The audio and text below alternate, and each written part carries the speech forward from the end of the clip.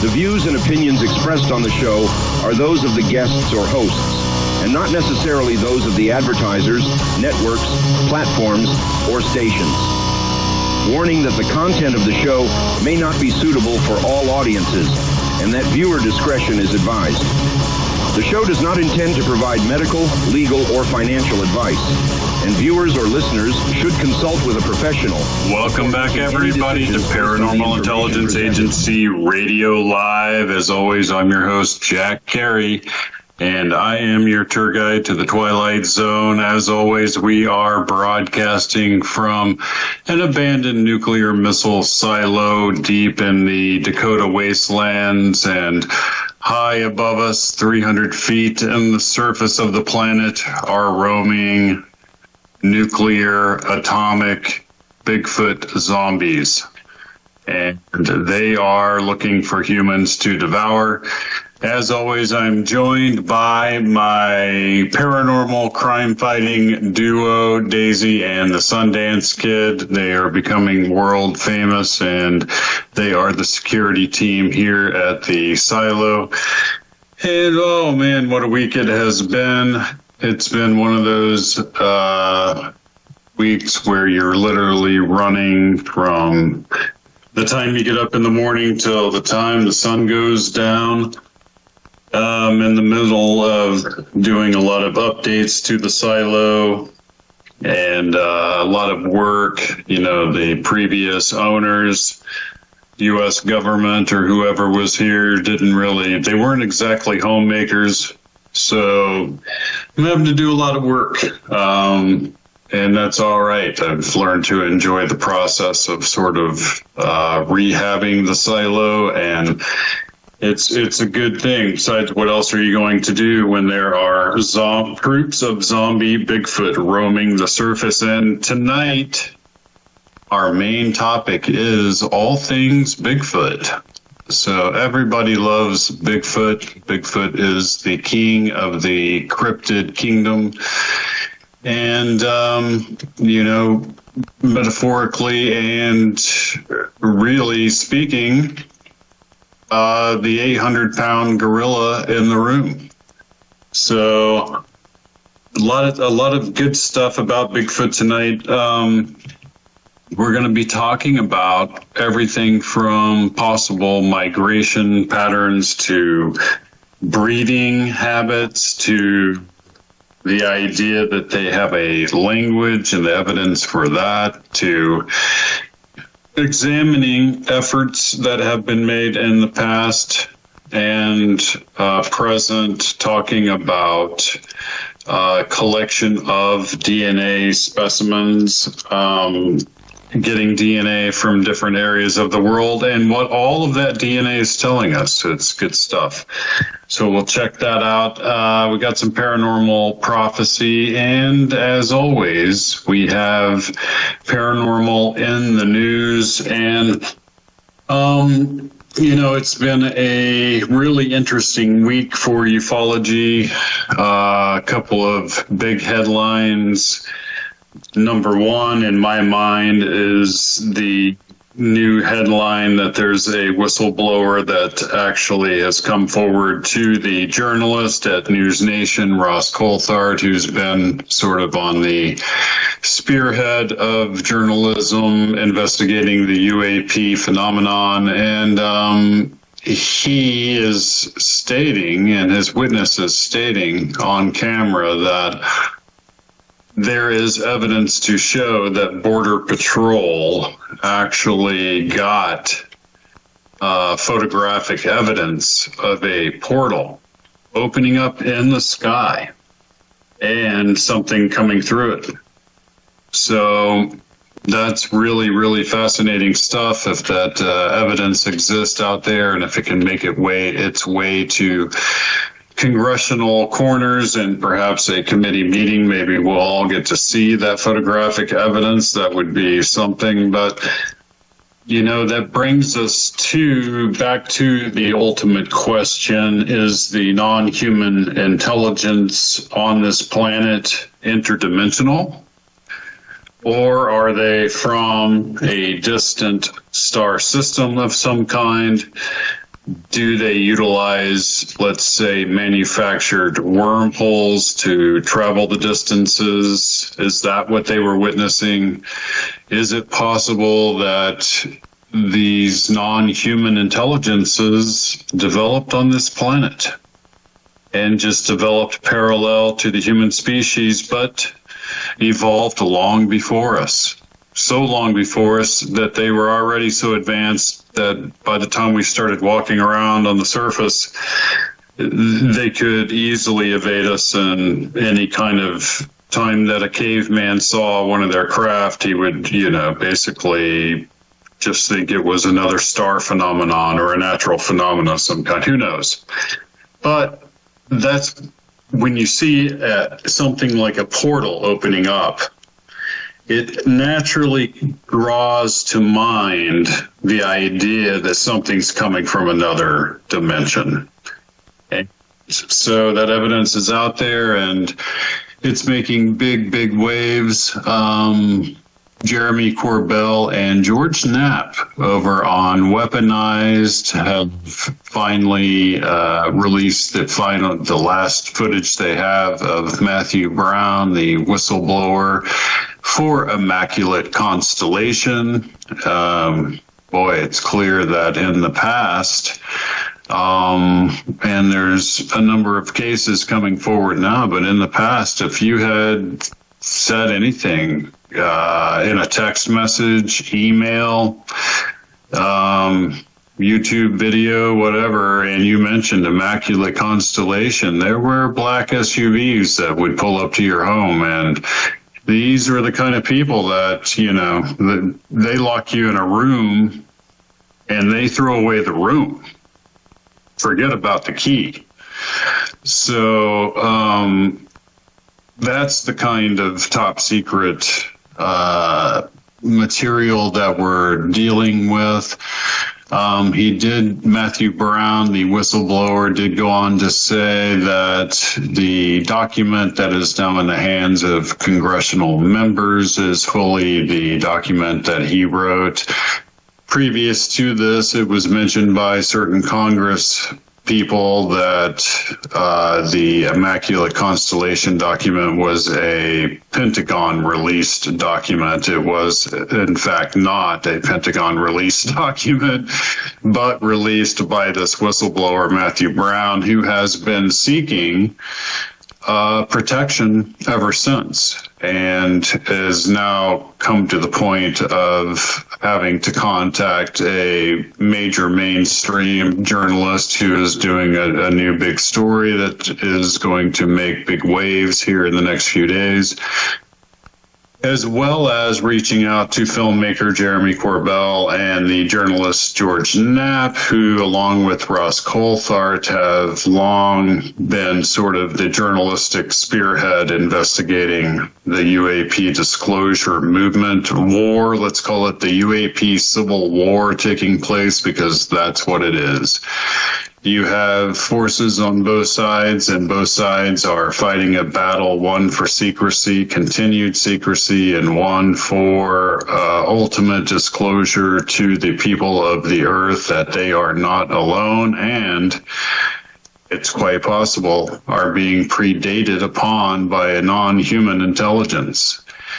Matthew Brown goes on to say in his testimony that he has seen evidence to suggest very strongly that there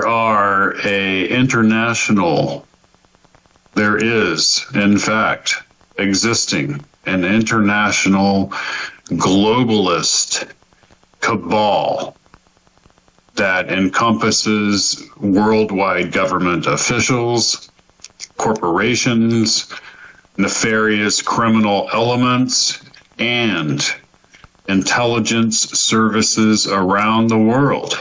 People embedded in all of them. That's what it takes to pull off a conspiracy of this level. And that's what he says he's seen glimpses of with his top secret SCI security clearance. Perusing the files that were on the private top secret internet that just Pentagon people use and intelligence community officials use. And, he basically came out and said, well, this is the reason I'm coming forward is because this is unconstitutional. The fact that all of this has occurred is in itself a constitutional crisis. So just by the fact that it's been perpetrated against the American people, that is something that is directly against the Constitution of the United States and was perpetrated by government officials. That's a major problem for anyone who's involved. It looks as though the Trump administration has now recoiled from the idea of full disclosure of the UAP phenomenon. And so really this looks like what's going to happen if you pay attention to the webbot and Vedic astrology and cyber prophecy, which is a big part of the show here, is the fact that ontological shock is coming. It is like one of those, back in the old days in a movie or a cartoon, you would see somebody plant a bomb and it had like this super long fuse on it. That's how they timed out the explosion. Yeah, well, ontological shock right now is like the human race, and they're holding this bomb, and there's been this impossibly long fuse on it for all of this many eons. And that fuse has gotten really, really frighteningly short. And the human species is still holding on to this thing, thinking it's not going to go off.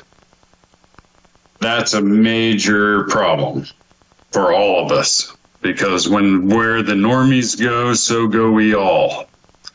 Because the normies are the herd, and the herd will run you down and run you over if they get scared enough. So it's hard to quantify how much fear could take place within a given society. Obviously, the more technologically advanced a society is on the planet right now, probably the less shock will be involved. But at the same time, we have, mass adherence to religious ideas and principles that don't encompass the idea that the human species is being predated upon by a non-human intelligence. And, and I say predated like it's a fact. Well, something is taking all of those many people. And right now, until something better, let's say a better suspect comes along, the many millions of missing people that have taken place around the world, places like the Alaska Triangle, where there's been over 16,000 gone missing in a 30-year period. You're talking about roughly 500 people a year just vanish without a trace. Gone forever. No explanation. Well, that kind of thing happens around the planet, and people vanish all the time. And there's a lot of ufologists out there, Richard Dolan included, and Matthew Brown, it would seem, the new whistleblower, who are beginning to pick up the idea and play with it. That, there is a good reason why they're here, and that reason is us. And it's quite possible that the human species exists as a commodity for another life form. Would that be what Nick Pope was mentioning in his leaked conversation memo on Reddit? That this reality, this truth that we are facing could possibly be hold a truth that is too terrible to mention. So I saw an interesting YouTube video that was making the rounds this week, and it was called The Earth's Mantis Overlords. I thought, well, in the past you would think, wow, that's crazy. But you know what? We've got 40 years of abductee testimony coming from all walks of life, all manner of people, high-ranking military, police officials, on down to nurses, teachers, dock workers, you name it, the whole gambit. And time and again, we get glimpses of behind the curtain, and time and again, they mention these mantis beings. I talked about that in a past episode, and I will mention it again, that in abductee testimony, these praying mantis-like creatures are seen much less often than the smaller grays, but are believed to have created the grays. And in their environment, in the UFO, when the abduction is taking place, there are orders being given, and those orders are always given by the mantis beings. They are always taken by the little grays. So that should tell us something about the possible reality shock that could be taking place in the human species. And Cyber Prophecy this week is talking about ontological tools. So basically, the webbot is predicting that in the future there's going to be a time when the fabric of the universe, as the event stream is unfolding right before us in our reality, they're going to have machines that can sense so-called qualia. Qualia is where chaos becomes order, and order manifests as an event. The Greeks had a ancient saying, ordo ab chaos, chaos ab ordo. Order out of chaos and chaos out of order. And time and again out of the webbot, we're seeing indications that the true ontological nature of the universe is one in which it is consistently seeking to create various amounts of chaos in order to have unique experience. That's the whole purpose of it. There's a reason why you can't make the right choice every single time you have to make a choice. If you chose correctly every single time you had to make a choice, no karma would ever be created. Without karma being created, there cannot be a degree of risk involved. Without that risk, there cannot be an order of chaos through which unfolding probability can put together the pieces and the parts it needs to manifest an actual event. So that's the kind of ontological understanding that we're hoping is possessed by these non-human intelligences. And that when we come to what is being described as a singularity of understanding, which is a singularity of understanding of the true nature of the universe by humanity as it's understood by this ontologically superior non-human intelligence, then there's going to be a massive upswing in the possibilities of the human species. And I might add that in Cyber Prophecy tonight, we are in the upswing.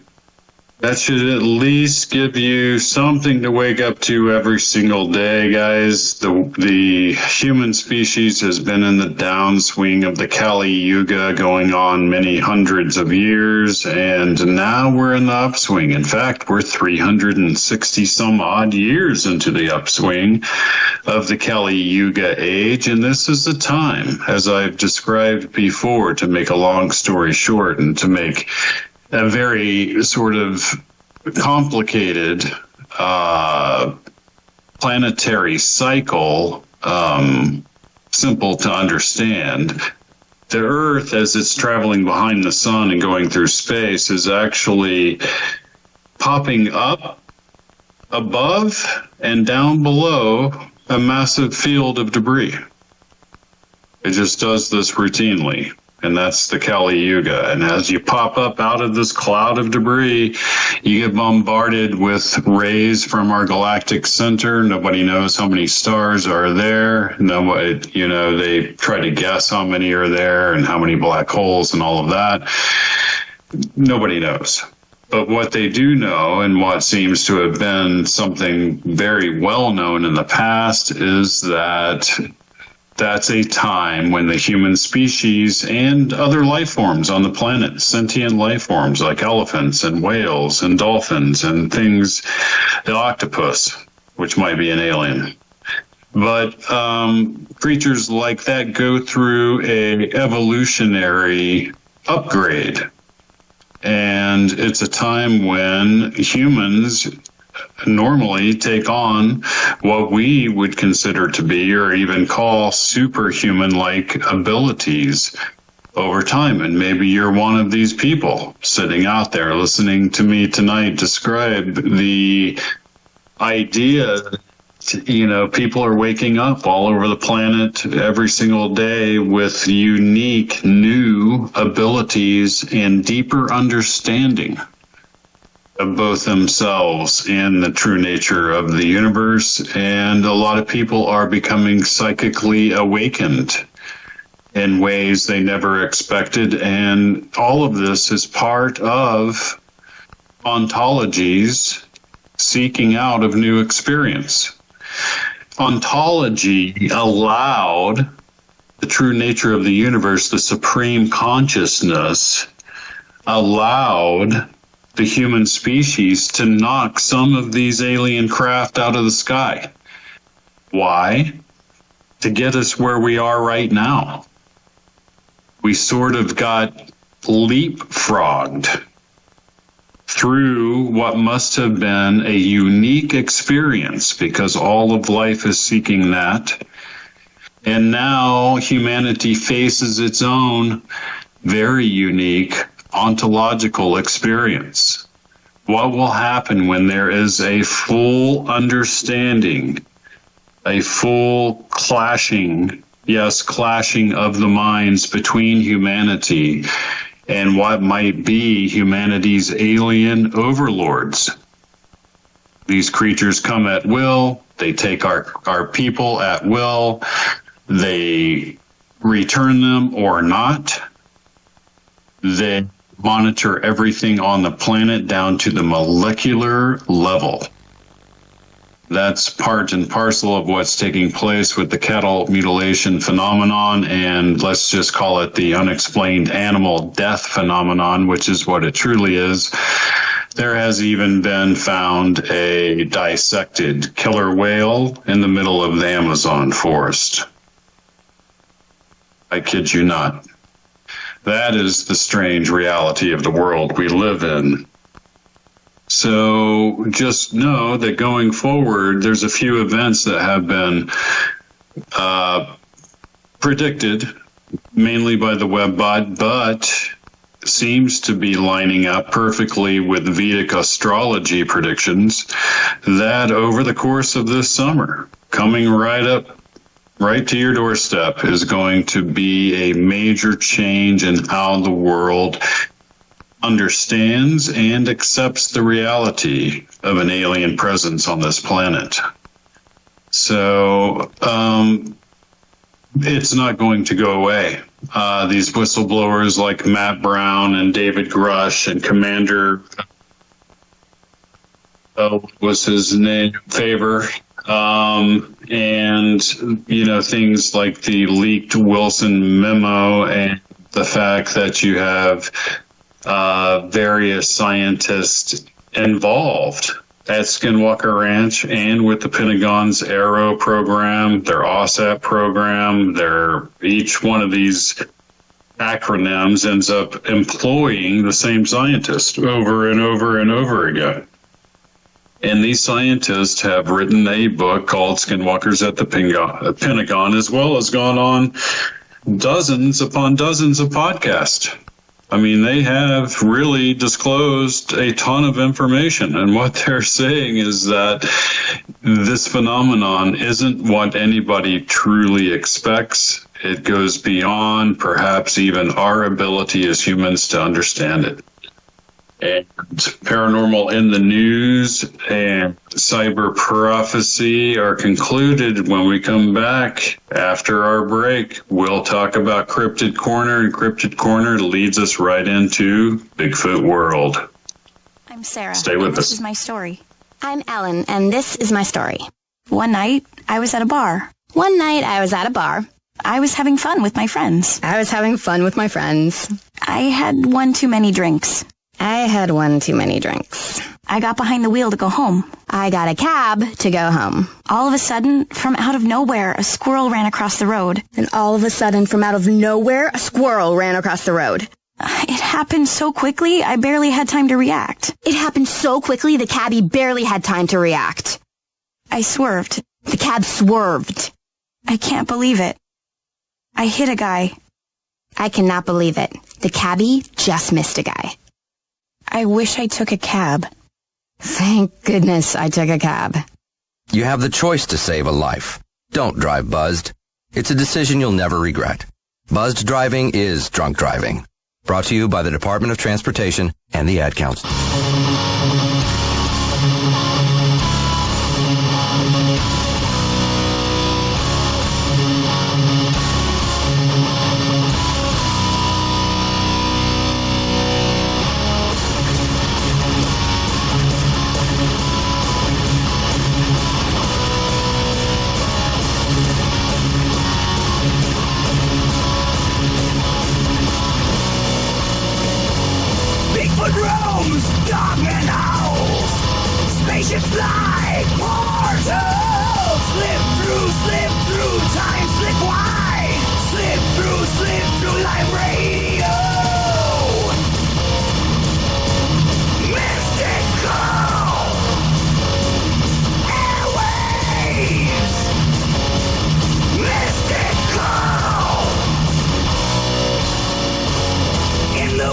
Shadows creep, monsters leave.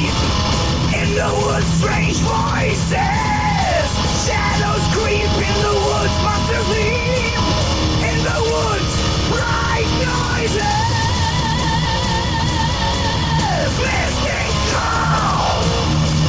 Airwave mystical. Mystical. UFO. Alien overlord.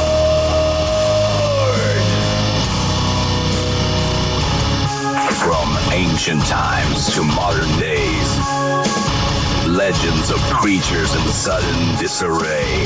Hear them speak through frequencies. Alien connections.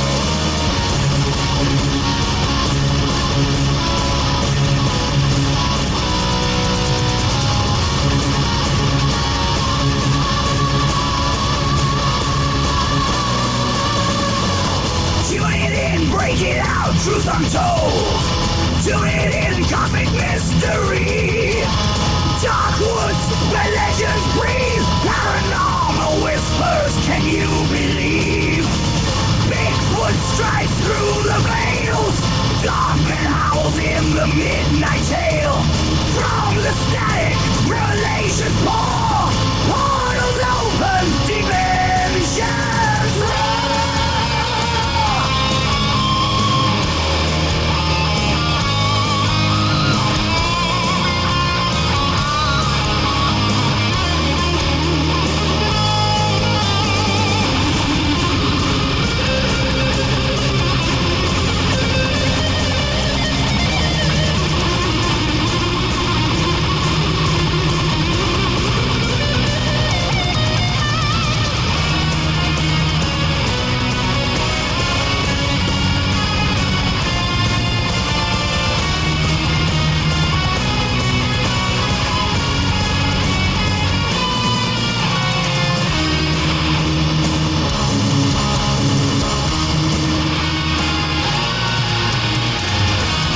Night under starry skies, echoes of the truth, no disguise. Cryptic shadows creeping near, through the static, voices clear. Dark woods where legends breathe, paranormal whispers, can you believe? It's the Paranormal Intelligence Agency Radio. Whoa. Wednesday nights, enjoy the show. It's how we spend our Wednesday nights. Yay,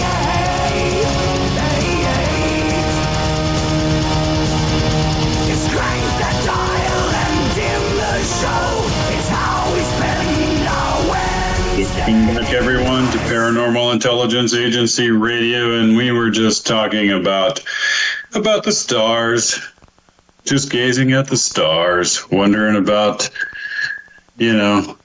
what's going to happen pretty soon. And we have indications coming out of various areas that all seem to align, and this alignment really is the alignment of the webbots, data trend analysis going on of conversations worldwide, lining up with Vedic astrology, which is lining up with CIA-trained remote viewer predictions, which is lining up with the Schumann resonance indicator. When you have that kind of alignment, I call it the sacred alignment, and that makes up our cyber prophecy on the show. And also, there are some good headlines out there for paranormal in the news. It just seems like, when I scan through the headlines, there are literally maybe 100 headlines with UAP or UFO in the headline. And it's coming from worldwide news sources. And I think that's like a big wave coming through. I can describe it like that. And what you're seeing, I believe, is this prediction put forward by the webbot that by July, people are going to start talking about the aliens in the ocean. Yes, I do take all of these cyber prophecies combined with 30 years of research into paranormal phenomenon, and I write books about the subject matters that will be tomorrow's headlines. And I do have a book called Alien Ocean, and it is about the aliens in our ocean and all of the various anomalies that have been recorded throughout our history concerning the oceans and alien life being in the oceans. And, it's going to become known that not only are the aliens here, but they're here in vast numbers, and they're here in the ocean. I don't know about you guys, and I'm no real estate consultant by any means, but I sure wouldn't want to be a beachfront property owner with that kind of knowledge about to come out. Because wouldn't you want to kind of live as far as you could from the aliens, instead of not even knowing if they're right below the surface and could just pop right up at any moment? I'm just saying, if you're one of the coastal elites and you think the rest of the country are nothing but flyover states, you might reconsider that coming up in the very near future.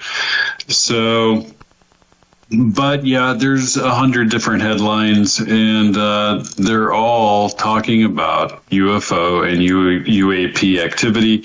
I did want to mention that 60 Minutes, hopefully some of you guys caught it. They ran a huge mainstream media story on the drones.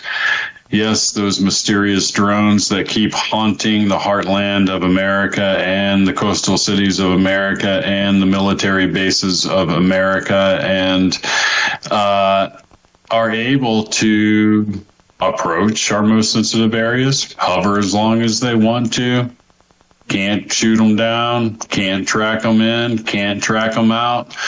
And they want us to believe that they're simply foreign intelligence gathering drones that they're just allowing to hover and take all the data that they want to take. That's interesting. So, the drones I widely reported on, and here it is this many months later or weeks later, and 60 Minutes actually runs a big story on it. Well, by the time it hits the 60 Minutes fan, the feces goes far. And so by now, there's many a politician with the feces on them, and they're going to start squirming. And Root might actually get them to admit all of this, that they can't stop them. They don't know where they're coming from. And there are indications really coming out of well, gosh, everybody from dark journalists to farside.org onward, that a lot of these drones are alien in nature. So we'll have to see how that plays out. Very interesting stuff. But, tonight's main topic is Bigfoot. And, week after week after week, information comes in about Bigfoot. And Bigfoot is, in the cryptid world, the bestseller. People simply cannot get enough about Bigfoot. There's something so primal, so psychologically disturbing about the idea that there is a breeding population of anywhere from 7 to 10 feet and higher tall creatures weighing anywhere from 500 to 1,000 plus pounds, roaming stealthily through the darkened forest of North America, of Canada, all through Alaska, and reported in countries worldwide. This is a creature that haunts human consciousness like no other cryptid out there. And although Bigfoot sells, Bigfoot is also a problem that nobody, and I mean nobody, really wants to solve. Because let's face it, what would that mean, really, to solve the Bigfoot problem? Because let's analyze what would happen the day that the vast majority, let's say, because there's always going to be some non-believers out there in the world. You could drag a Bigfoot body to their front door and, rub their face in it, and they would still say that it had to be a hoax. Still, there are people like that. There are a lot of people like that in the world. And so for those people, no evidence is ever going to be big enough, because to accept the idea that Bigfoot is real is to accept the death of their own belief system.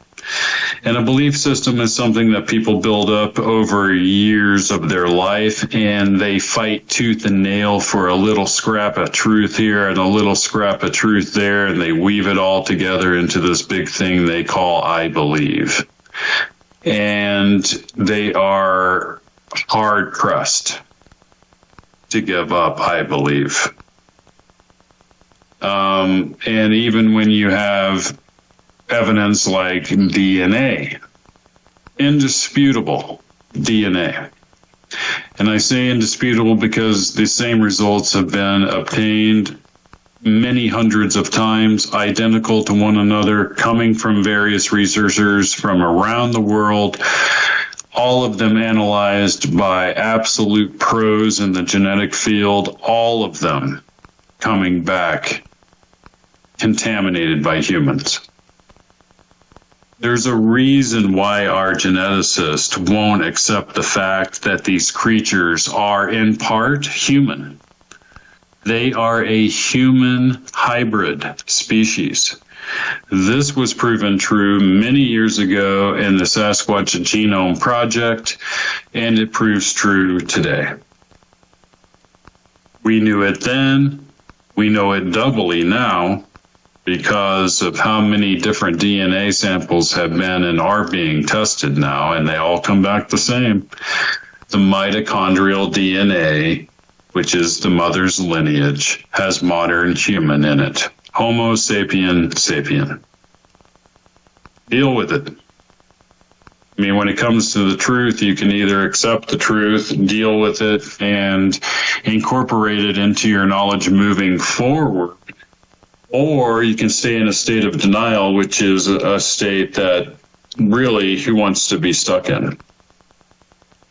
And that's what we're dealing with. We're dealing with a species that travels in small family units, that has a human-like and perhaps even superior to human intelligence level. A creature with reasoning, logic, and problem-solving skills. A creature so powerful and so mastered within its own realm, the forest of the earth, that it doesn't have the use of tools. It just doesn't need them. It's so perfectly evolved for its environment that would be superfluous to its existence. You're talking about a species where a full-grown adult male, let's say 9.5 feet tall on average, weighing 800 to 1,000 pounds, prime breeding age, let's say, at a point where this species does like a lot of ancient human tribes do. When a male came to the age of breeding, they would get basically tossed out of the tribe. It's time for you to move on now. It's time for you to go find a mate off in the forest. Well, a male like that in its prime, we believe, and when I say we, I'm talking about a large majority of the people that have spent 30, 40 years in the field think these creatures can move somewhere around 70 to 75 miles an hour. There was a recent video of a Sasquatch released that was taken by a drone. It was actually sent to the Bigfoot researcher Steve Isdall, and he released it on his channel, How to Hunt. Check that out. That's pretty interesting stuff. This thing was walking, and it was probably moving 25 to 30 miles an hour, walking. And one of the world's leading experts and who builds the acoustic devices used by Expedition Bigfoot, Robert Kreider, has actually tracked one that was walking approximately 20 miles an hour. When you did the math, came out 75 miles an hour over uneven mountainous terrain when it's at full speed. Cheetah speed over rock and trees, and you know how forest floor is. Deadfall everywhere. Cheetah speed, can you imagine? And the one I saw, the speed was so amazing that it still, even today, takes my breath away just thinking about it. Because that if it wanted to be, is a pure killing machine. If it wanted to be. And let's face it, there's a lot of missing people in National Forest of North America, Canada, Alaska, and elsewhere where a creature like this would find prime habitat. The migrational patterns, if you look at the evidence gathered by Tag 7, check out Tag 7, the documentary. This was a group of researchers at the Wood Ape Conservatory who were able to get a tracking device onto a Bigfoot. They did that by hanging little tiny tracking devices with Velcro on them from trees all over an area that had activity, and one of those tracking devices got picked up. All of them were like 7-8 feet off the ground, so they know that whatever picked it up had to be a Bigfoot. And they were able to track it for a number of weeks, and that gave good insight into the migrational patterns. And it looks as though these creatures do migrate, but they migrate within a given range. So you're talking about a creature that can probably move 2 to 3 miles, in a matter of just 10 minutes, 15 minutes. In fact, we used to, in the field when we were doing Bigfoot investigations and we developed all kinds of tactics, we knew that when we got called into an area where there was a problem animal, an animal that was, for instance, in one particular case, we had one where a male Bigfoot was stalking the daughter of the property owner, who actually lived in a structure on this huge acreage at the base of a boreal forest. And we found 15-inch footprints right outside of her window. This thing had stood there for a long time watching her. And we got called in to spook this animal off, and we knew when we spooked it because it broke a few trees in its haste. And we knew that when you spook it like that, we laughed and looked at each other. 10 minutes went by and we said, yep, it's already 2-3 miles away by now. That's how fast they can move. And as a researcher out in the field, when you're in some brutal bush in 4-wheel drives or on horseback and you're going down a lot of these mountainous roads that are more like trails than they are roads, it's hard to get another 2-3 miles into the forest. And this thing just did it walking in about 10 minutes. So that's interesting stuff. Now, in at least 20 to 30% of all Bigfoot sightings, something more anomalous is also reported at the scene by the same witnesses, and that thing is a UFO. What are the odds that there is an ET connection to Bigfoot? Because that's something that is being openly discussed in Bigfoot conferences around the country and on television, on various documentaries dealing with the subject. It's been the subject matter on Ancient Aliens a number of times, and it was Jonathan Keel who fully recognized this connection. Well, I was in the Chusca Mountains one time with a world-class cryptozoologist named J.C. Johnson, and we had come across a 200-yard, I'm guessing it was 200 yards altogether, track line of 19-inch footprints. 19 inches, literally in the middle of nowhere. Picture the literal middle of nowhere in northern New Mexico in the mountains that you had to be on horseback to even get into, on Indian reservation land, and come across 19-inch footprints that suddenly and mysteriously just came to a stop in the middle of a field. And JC had the idea that, well, he didn't know what to think. He said, wow, did this thing vanish into thin air? Was it a creature of the ether, basically? And I kind of looked up and suspected that what had happened here was that this creature was taken from something from the sky. And then we get the Genome Project results back saying that they, in fact, do have human DNA. And 40 plus years of alien abductee testimony telling us that they are being genetically tested on.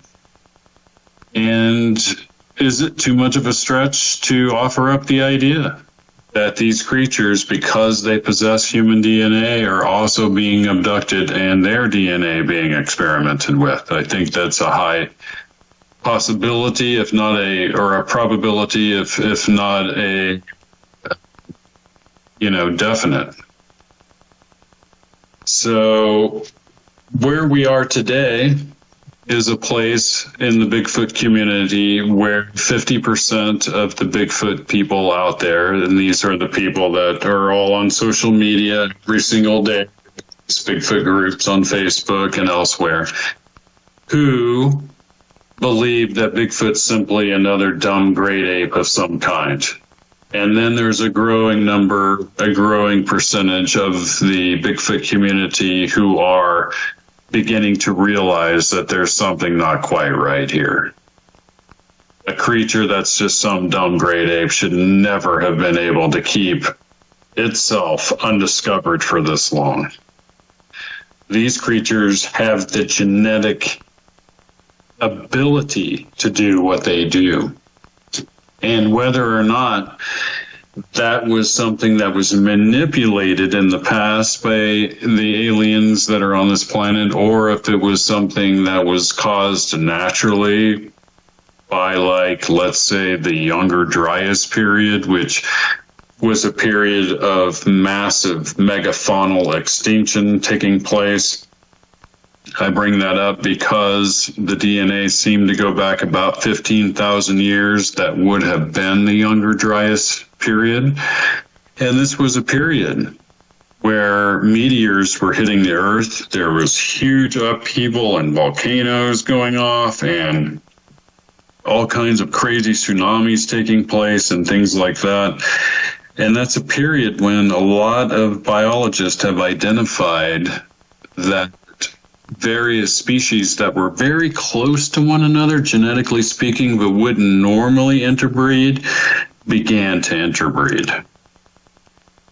And so whether or not the creature, this half-human hybrid, occurred through genetic manipulation of a non-human intelligence, or whether it occurred through a natural mechanism on this planet, all we know is that they are, in fact, half-human.